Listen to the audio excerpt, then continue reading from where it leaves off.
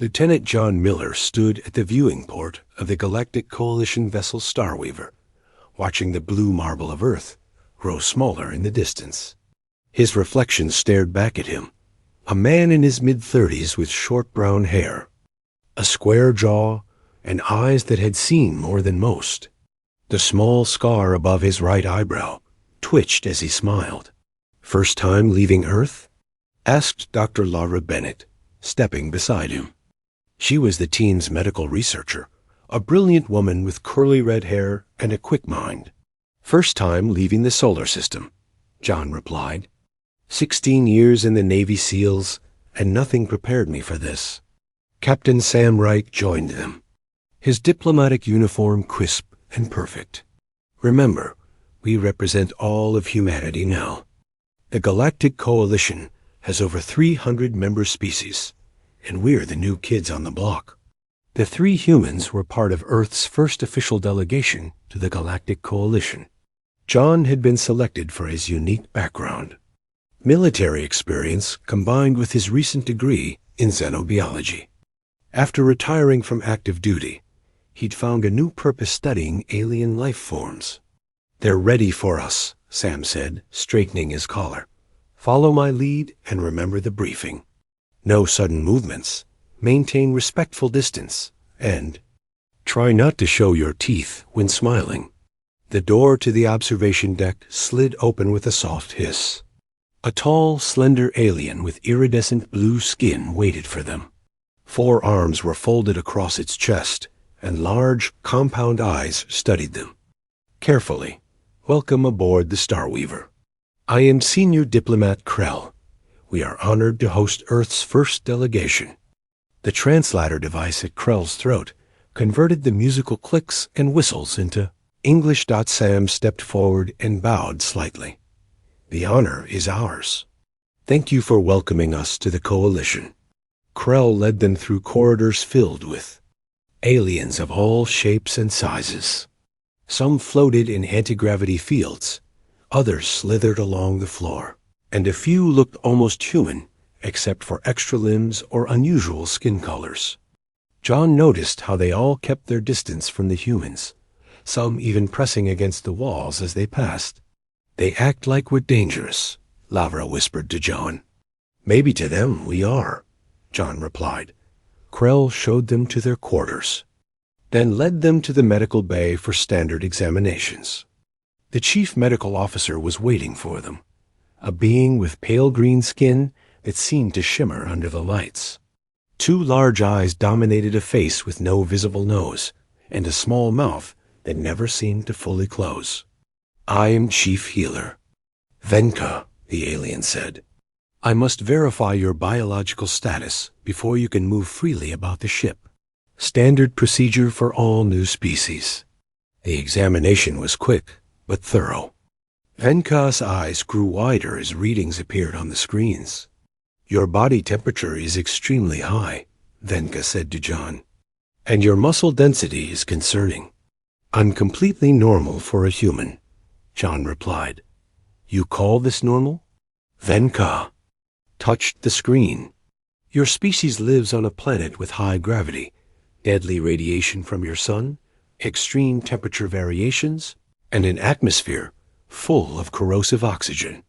By Coalition standards, Earth is classified as a potential death world." John exchanged glances with Laura and Sam. None of their briefings had mentioned this perspective. "We just call it home," Laura said with a gentle smile. Remembering not to show her teeth after the examinations, Krell continued the tour. They entered a massive chamber filled with machinery, the engine room. Aliens of various species worked at control panels and climbed maintenance ladders. "Our gravity drive allows us to fold space," Krell explained. "This is how we travel between star systems without violating relativistic principles." As they watched, an alarm suddenly blared. One of the maintenance workers, a small 6-limbed being, lost its grip on a ladder as the ship gave a slight shudder. Without thinking, John rushed forward, positioning himself under the falling alien. He caught the creature, absorbing the impact. With a grunt, the engine room fell silent. Every alien stared at John as he gently set the worker down. "Are you okay?" John asked. The alien's large eyes blinked rapidly. Yes. Thank you. But how did you move so quickly? And the height of the fall would have injured most species. Just good reflexes, John said with a shrug.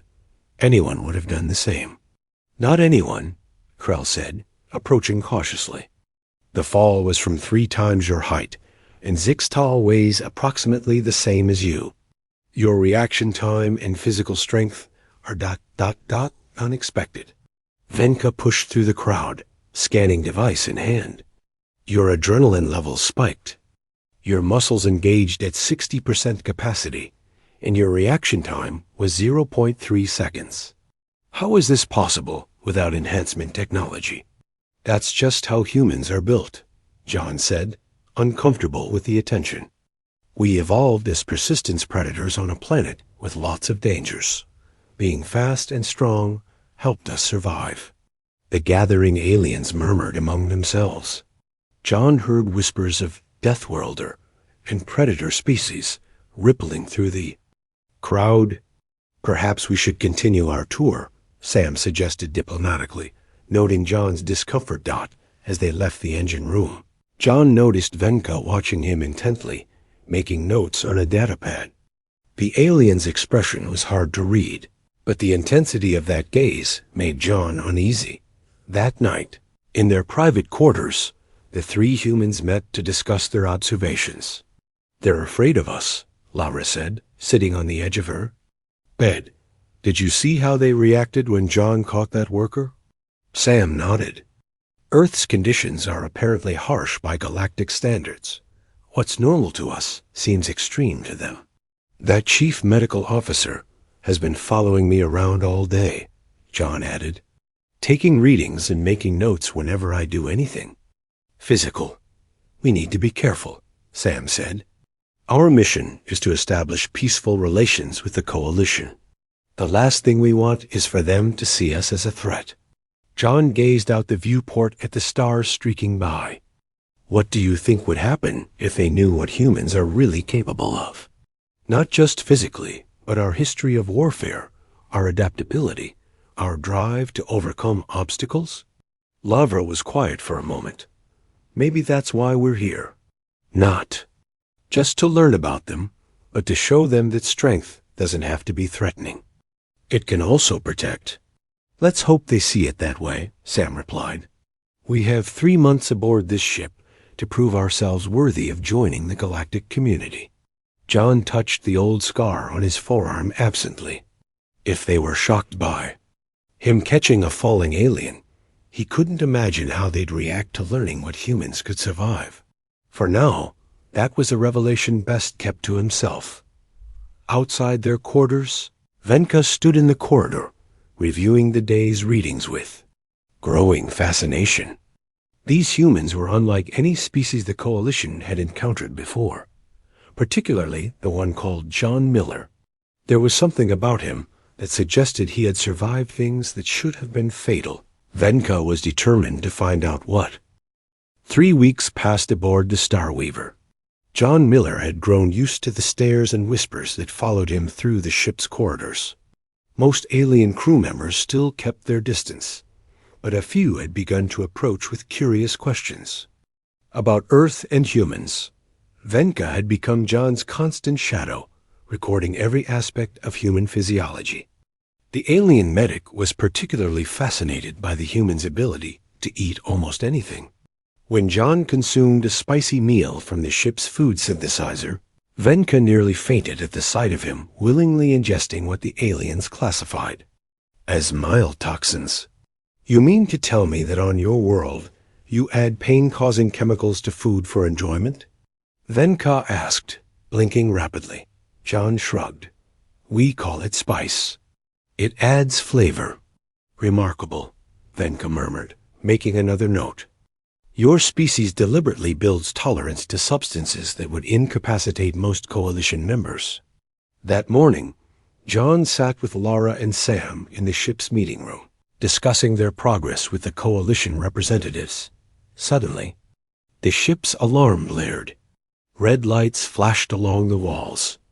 Krell rushed into the room, all four arms moving in agitation.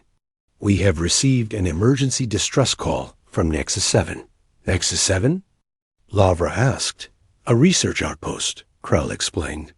"The Coalition established it 6 months ago to study the native flora and fauna. We've lost contact with the team, and the automated systems are reporting a breach in the main habitat dome." "Captain." Sam stood. "How can we help?" "We are the closest vessel," Krell said. "The captain has ordered us to divert and mount a rescue operation."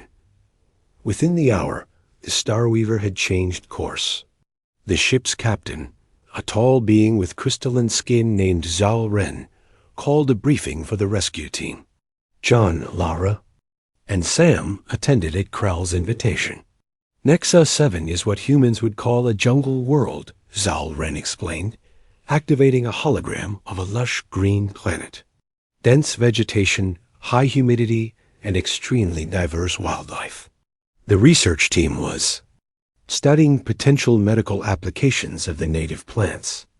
Venka stepped forward. "The planet also hosts dangerous predators. Most concerning are the shade stalkers." The hologram shifted to show a 6-legged creature with mottled green and black skin, roughly the size of a large dog. It had no visible eyes, but rows of sensing organs ran along its spine. Its mouth opened to reveal needle-like teeth. "Their venom is particularly lethal," Venka continued. "In all known species, a bite results in total neural collapse within minutes. There is no recorded case of survival." John studied the creature with professional interest. "What's their hunting pattern? Ambush or pursuit?" The aliens looked at him in surprise. Venka answered, "They hunt from the trees, dropping onto prey. They prefer to attack the neck or shoulders, injecting venom directly into major blood vessels." John nodded. "Sounds like jaguars back on Earth. You have such creatures on your world?" Krell asked, alarmed. "Similar enough," John replied. "I've tracked predators like this during training exercises. I volunteer for the rescue team." The room fell silent. Zol Ren's crystalline face somehow managed to express shock. "Lieutenant Miller, perhaps you misunderstand. These creatures are lethal. Even with protective gear, the risk is extreme." "With respect, Captain, I have relevant experience.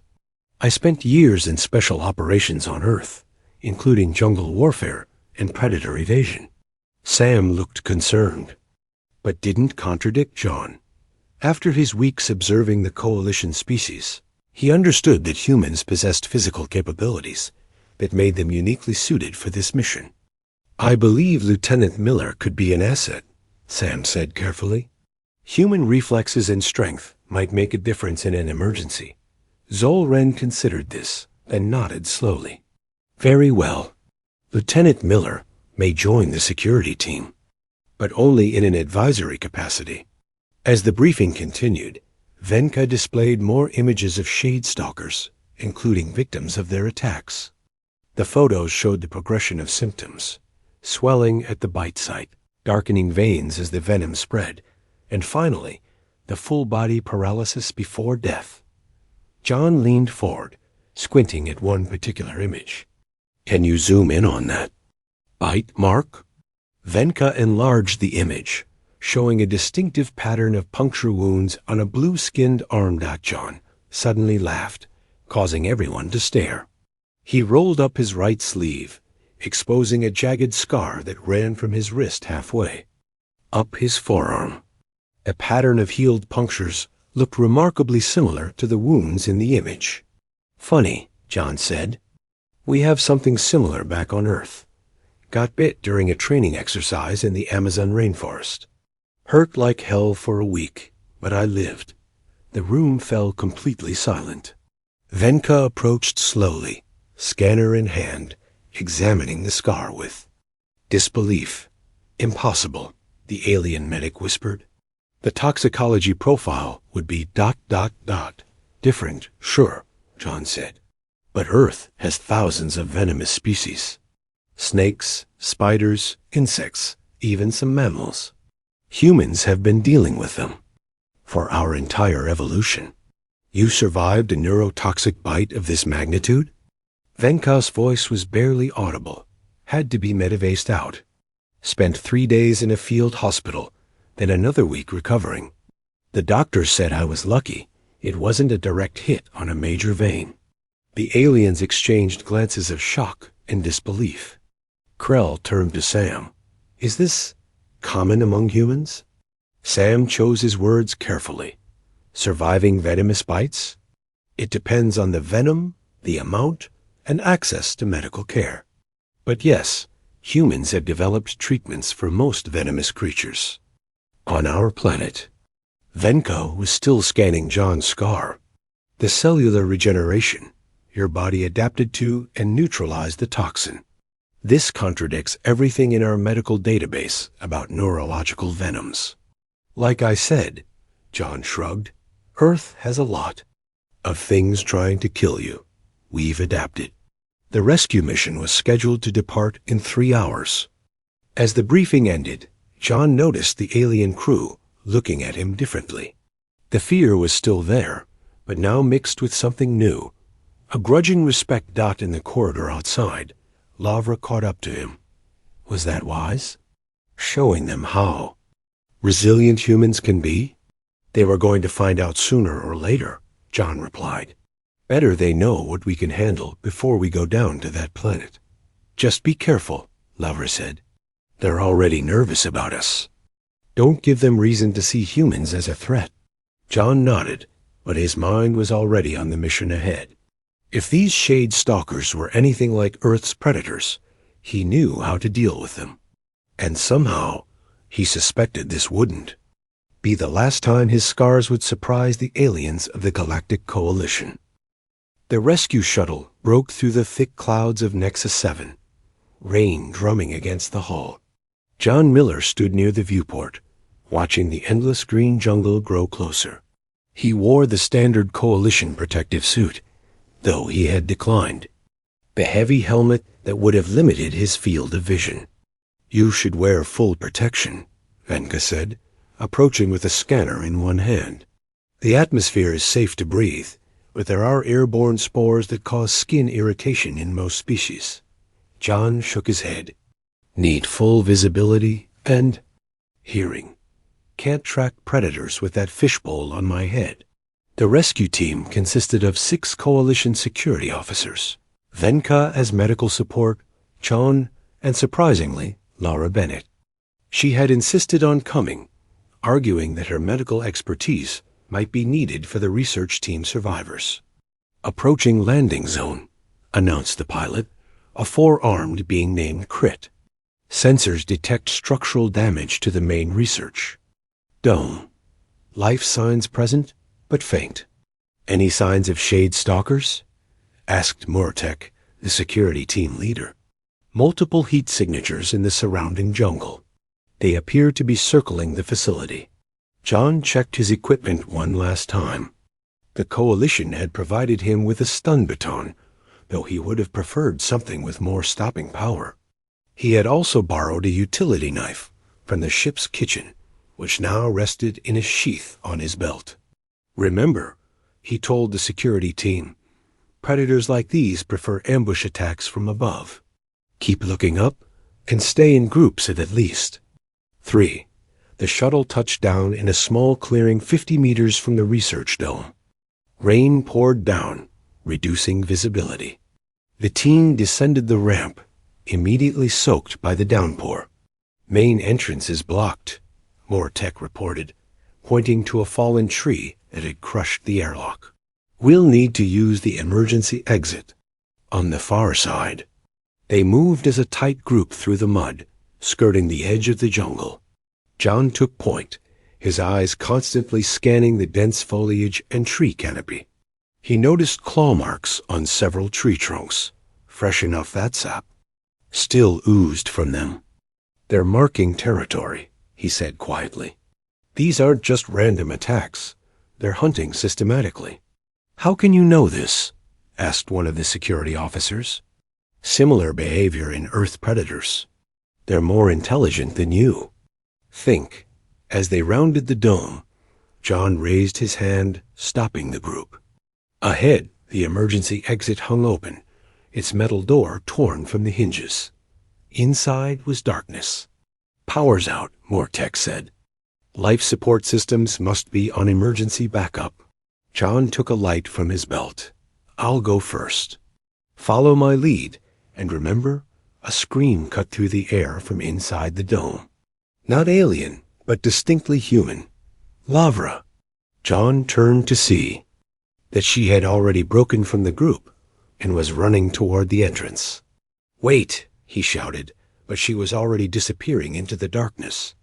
John cursed and sprinted after her, the alien security team struggling to keep pace.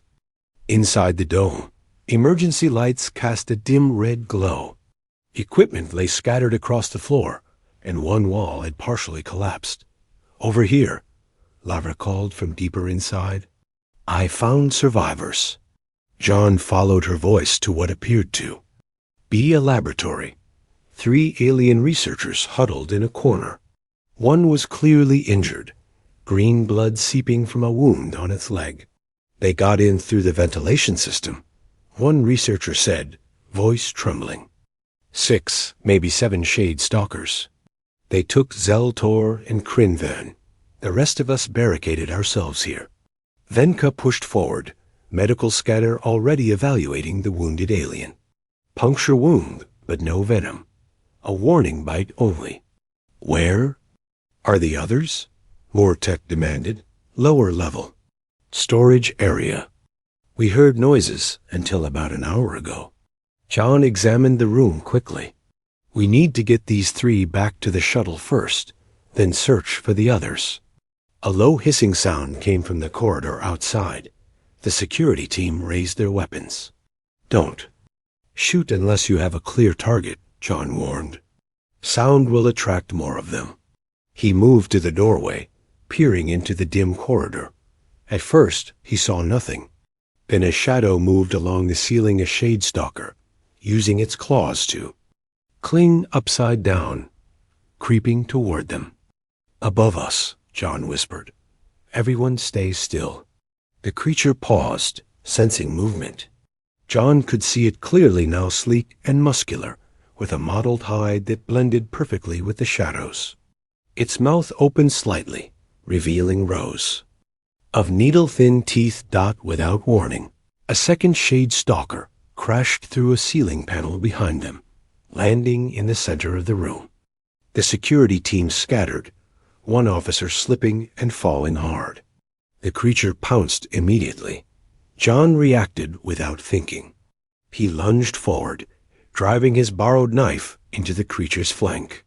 It let out a shriek of pain and whipped around, jaws snapping at his arm.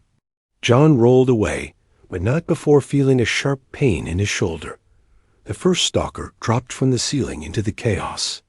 Mortek fired his weapon, missing the fast-moving target. The energy blast hit a computer console instead, sending sparks flying. Everyone out, John shouted. Back to the entrance. He grabbed the fallen security officer and pulled him up. Lavra was helping one of the researchers, while Venka supported the wounded one. They backed toward the door as the creatures circled. John positioned himself at the rear of the group, stun baton held out. The creatures seemed focused on him now, perhaps recognizing him as the one who had wounded their packmate. Keep moving, he called to the others. I'll hold them off. The group retreated down the corridor, the shade stalkers following at a distance. When they reached a junction, John made a split-second decision. Take them to the shuttle, he told. Mortek, I'll draw these 2 away and circle back. That's suicide, Mortek protested. I know how to handle predators like these. Go! Before anyone could argue, John turned down a different corridor, slapping the wall loudly. The shade stalkers, drawn to the sound and movement, followed him. John led them deeper into the facility, away from the others. His shoulder throbbed where the creature had bitten him. He knew from the briefing that he should already be feeling numbness spreading, but aside from the pain of the wound itself, he felt nothing unusual. He reached a large storage room and quickly surveyed his options. High shelves lined the walls, and a catwalk ran across the ceiling. Perfect. John climbed up onto the shelves just as the stalkers entered the room. They paused, sensing his presence but not seeing him. He remained perfectly still, controlling his breathing just as he'd been trained to do during SEAL operations. The first stalker moved directly below him. John waited until the perfect moment, then dropped onto its back, driving his knife down with all his strength. The creature bucked and thrashed, but the blade had struck a vital spot. It collapsed, twitching. The second stalker charged. John tried to dodge, but in the confined space, he couldn't move quickly enough. The creature slammed into him, sending them both crashing into the shelves. Equipment rained down around them. John felt teeth sink into his shoulder again, deeper this time. White-hot pain shot through his body. With his free hand, he jammed the stun baton into the creature's side and activated it. The stalker convulsed, its jaws releasing his shoulder, then went limp. Breathing heavily, John pushed the dead weight off him and struggled to his feet. His shoulder was bleeding freely now, the suit torn open where the stalker had bitten him. Looking down at the wound, he could see the distinctive puncture pattern that matched the scar on his arm.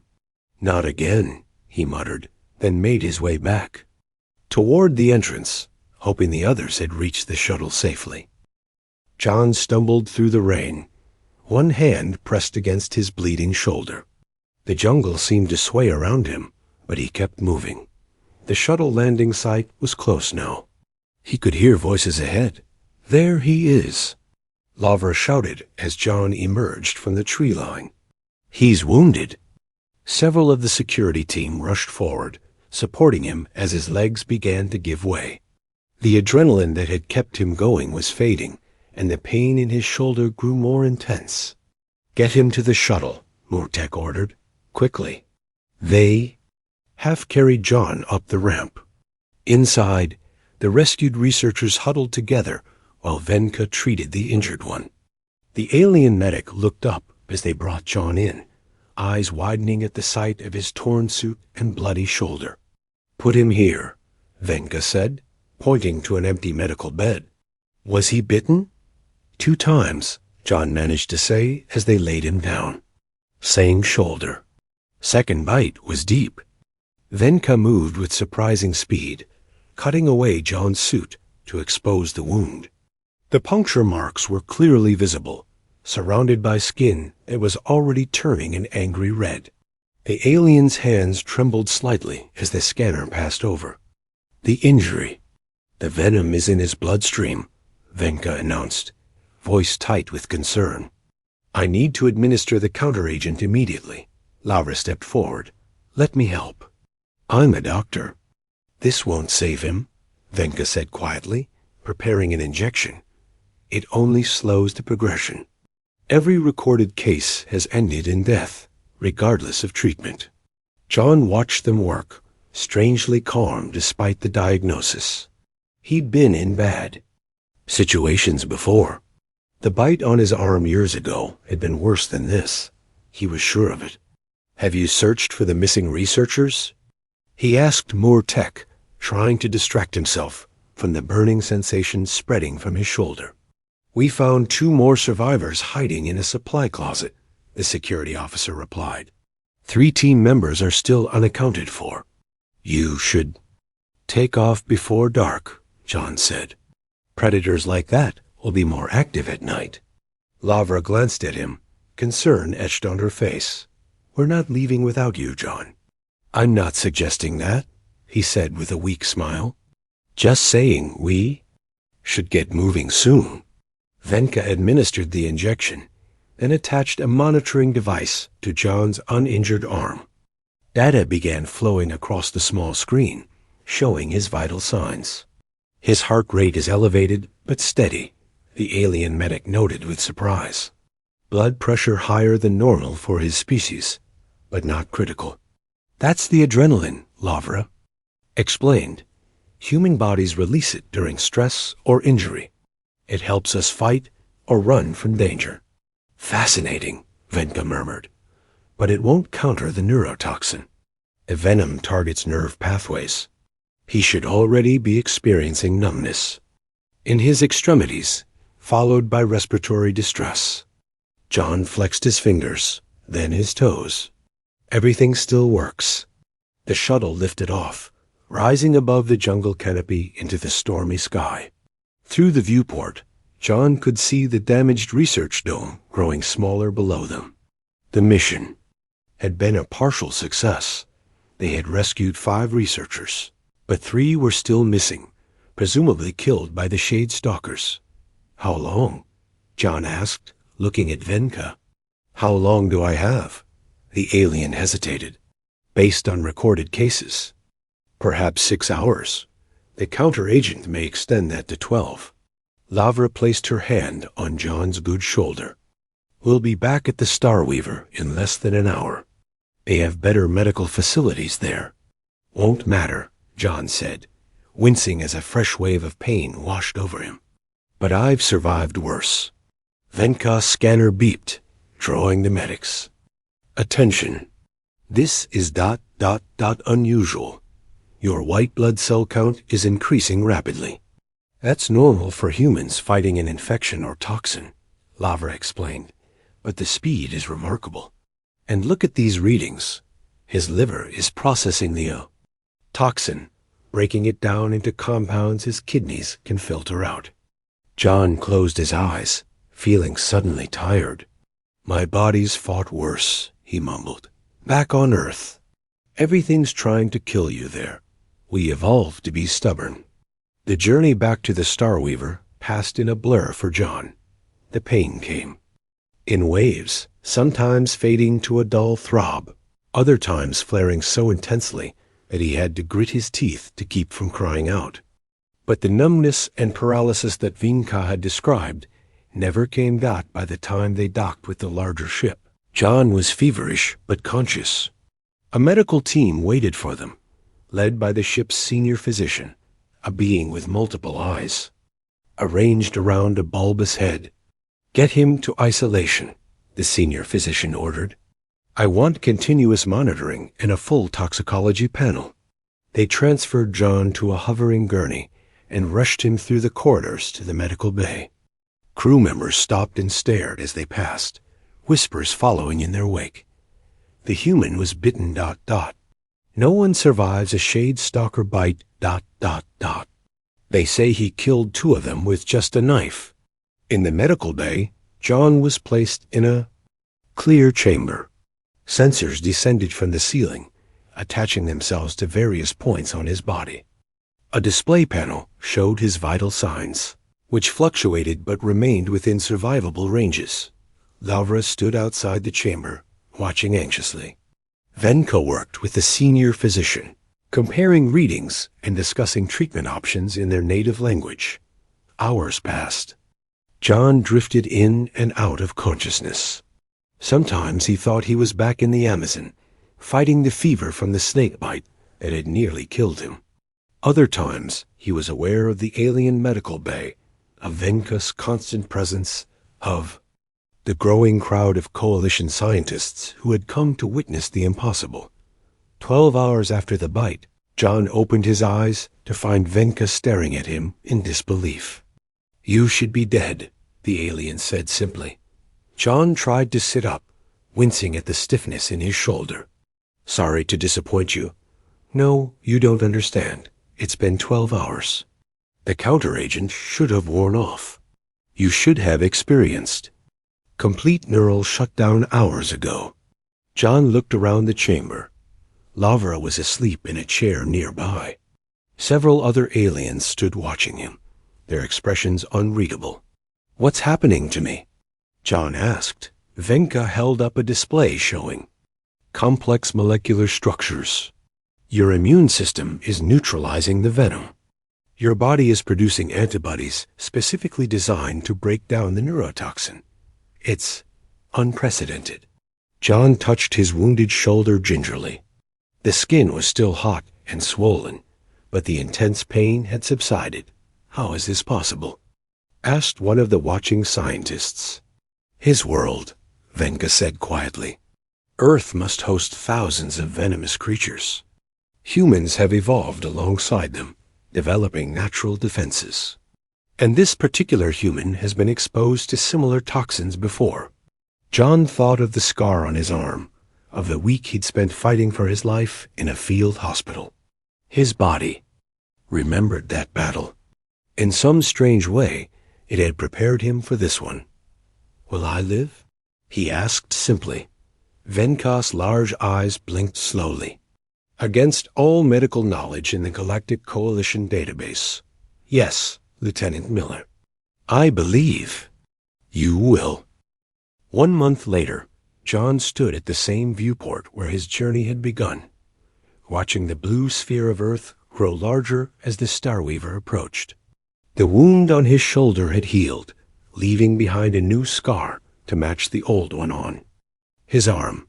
Lieutenant Miller, a voice called from behind him.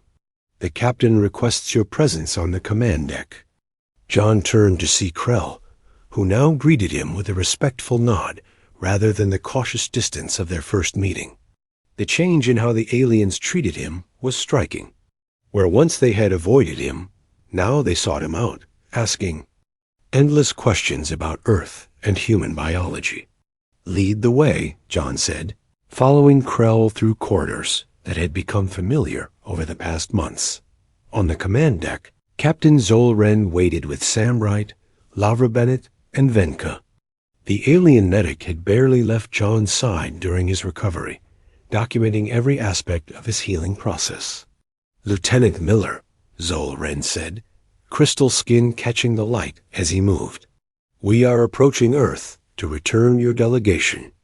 But before we arrive, there is an important matter to discuss. Sam stepped forward.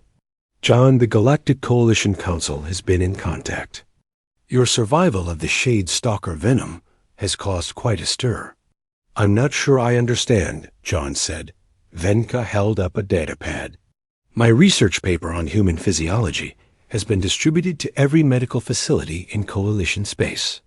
Your case study is already changing how we understand biology across different worlds. The Council has officially classified Earth as a Class 10 death world, Zolren explained, the highest designation in our system. Only 3 other planets in known space share this classification. Is that good or bad? John asked. Both, Sam replied. It marks humans as potentially dangerous, but also worthy of great respect. The Coalition is now eager to establish deeper relations with Earth, particularly in medical research. Lavra smiled. They want to learn how we survive conditions that would kill most species. And in return, they'll share their medical technology with us. John looked around at the assembled aliens, still not entirely comfortable with being the center of so much attention. I just did what anyone would do. That's what makes humans remarkable, Venka said. What you consider ordinary, the rest of the galaxy finds extraordinary. The Starweaver entered Earth orbit. Final preparations were made for the human delegations. Return. Before leaving, John made one last visit to the medical bay, where he had spent so many days recovering. Venka was there, organizing research samples. I hoped you would come by, Lieutenant Miller. Just wanted to say goodbye, John said, and thank you for saving my life. You saved your own life, the alien replied. Your body did what our medicine could not. I merely documented the process. Venka hesitated, then held out a small device. This contains all my research on your case. I would like you to have a copy. John accepted it with a nod. What will you do now? The Council has approved funding for a joint research initiative. We will study Earth's wildlife for potential medical applications. With your permission, I would like to lead this project. You'd come to Earth? Yes, there is so much to learn from your world. Your predators, your toxins, your diseases, all have shaped human evolution in ways we never imagined possible. John smiled. You'll need a good guide. Someone who knows Earth's dangers firsthand. Are you volunteering, Lieutenant?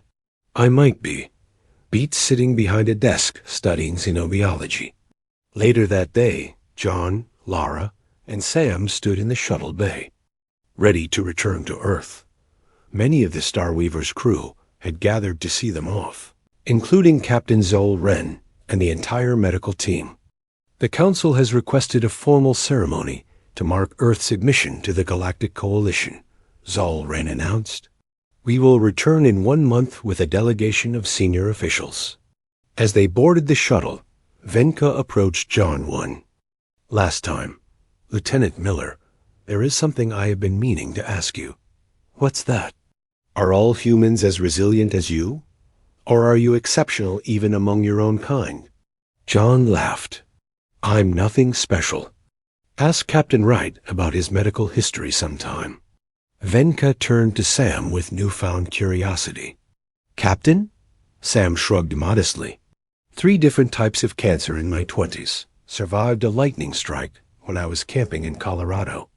And got attacked by a shark while surfing in Hawaii. Still here.